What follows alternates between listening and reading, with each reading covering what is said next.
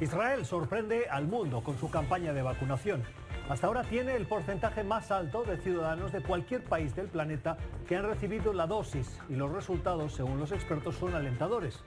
Solo 63 de los más de 428.000 israelíes que recibieron ambas dosis de la vacuna Pfizer contrajeron el coronavirus una semana después de la inoculación y de ellos ninguno sufrió síntomas severos. A pesar de la campaña de vacunación masiva, Israel todavía tiene una media de entre 5.000 y 7.000 casos de nuevos contagios por día, por lo que se han impuesto nuevos bloqueos y restricciones. La campaña está también acompañada de una cierta polémica. Los responsables de salud del país no están incluyendo a los ciudadanos palestinos que viven en Cisjordania o la Franja de Gaza. Aseguran que no son responsables de esa vacunación y Naciones Unidas ha calificado esa respuesta de inaceptable. ¿Por qué se han conseguido esos niveles de vacunación tan rápidos? ¿Está justificada la exclusión de palestinos? Saludamos en Jerusalén a Gabriel Bentasgal, es periodista israelí experto en Medio Oriente. Gabriel, gracias por tu tiempo, bienvenido a NTN 24. Un placer, Gustavo. ¿Qué están haciendo bien los israelíes para tener esos resultados de vacunación y de lucha contra la pandemia? Mira, esencialmente tres cosas. Para poder vacunar a más del 50% de la población ya, tienes que tener tres factores. Lo primero, tener la capacidad económica y convencer a los productores de las vacunas que les conviene dársela a Israel. Y el argumento principal es, tenemos la capacidad de poder vacunar a todo un país y ustedes pueden ir después a otros países y decirles, ya tenemos un país curado por nuestra marca. O sea que la primera razón es esa, un poder adquisitivo para poder también conseguir las vacunas. Lo segundo, una muy buena distribución. Y lo tercero, convencer a la gente que la vacuna es confiable. Y para eso fue el primer ministro del país y dijo, yo me pongo la vacuna primero, luego el ministro de Salud y las especialistas médicos dijeron la vacuna es confiable, la tecnología no es nueva, la conocemos y recomendamos a todos vacunarse. Pero esas tres características hay otras naciones en el mundo, puedo citar Alemania, por ejemplo, que también las cumplirían y en cambio Israel va por delante. ¿Por qué? Bueno, esencialmente hay dos diferencias. La primera es que Alemania ha comprado la vacuna a través de la Unión Europea y por lo tanto tienen problemas para adquirir la cantidad de vacunas que necesitan. Esa ya es una diferencia fundamental. La población aquí también es mucho más chica, son 9 millones de personas.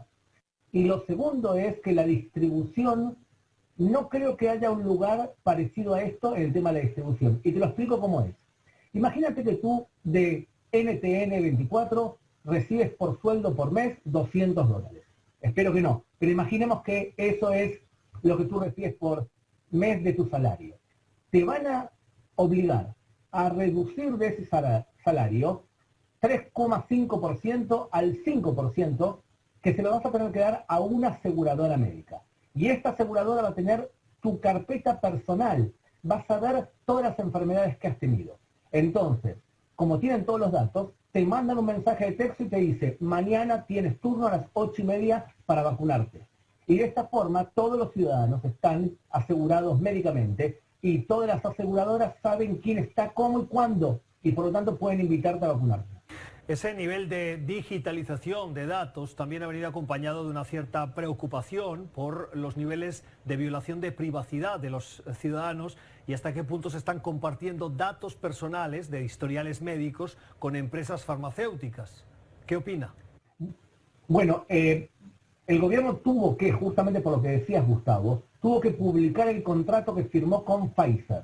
Y lo que el gobierno aseguró es lo siguiente. Le vamos a dar a la empresa datos estadísticos de por lo menos 1 millón de personas. Pero no los datos estadísticos si tuviste un embarazo el año pasado, sino cómo fue la reacción a X edad, o sea, datos generales. Pero los mismos datos se lo está dando a la Organización Mundial de la Salud, cosa de que se pueda ver no en una cantidad de 40.000, 50.000 personas, sino en 1 millón de personas, cómo afecta la vacuna y de esa forma ayudar también a otros países.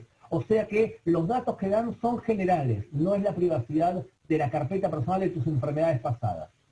¿Cuánto éxito tienen en Israel las teorías de conspiración y los movimientos antivacunas? ¿Son relevantes para poner en riesgo no alcanzar los niveles deseables de vacunación de una sociedad que están en torno, de acuerdo a lo que ha dicho el doctor Fauci aquí en Estados Unidos, de entre el 70 y el 80%?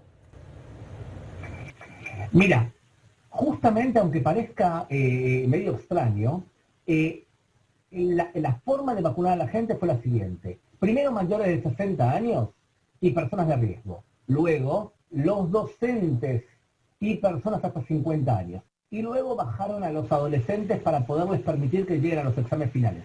Te digo esto porque el problema que hay es entre los docentes. Un tercio de los docentes se ha vacunado y el resto no. Parece que tienen todo tipo de dudas y demás. Ahí es una población problemática. Y las otras poblaciones problemáticas son los árabes en Israel, que es el 20% de la población, que están esperando a ver cómo reacciona la vacuna en otras personas. ¿Por qué los docentes tienen esas dudas en ese porcentaje tan alto? Bueno, una de las razones es que quizás algunos han leído demasiadas teorías conspirativas. Lo cierto es que por el momento ese grupo social, que son unos 100.000 personas, en los datos las cifras son menores al resto de la población. ¿El Estado de Israel tiene previsto obligar o ha obligado de alguna manera a los ciudadanos a vacunarse?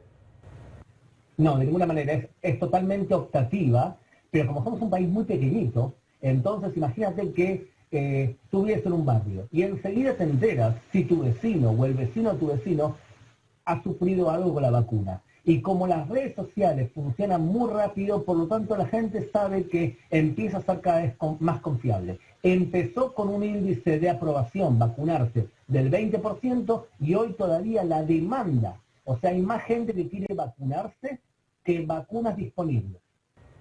Interesante. ¿Qué puede aprender países de América Latina de la experiencia de Israel? Es problemático porque imagínate que este país empezó con una reserva de dinero de 150.000 millones de dólares, producto del hecho que es un país muy tecnológico, que vende alta tecnología y que le vende a todo el mundo productos. Entonces, nuestra situación económica nos permitía que el primer ministro pueda decirle a vamos a pagar X cantidad de dinero por la vacuna, y por lo visto pagó más que otros países.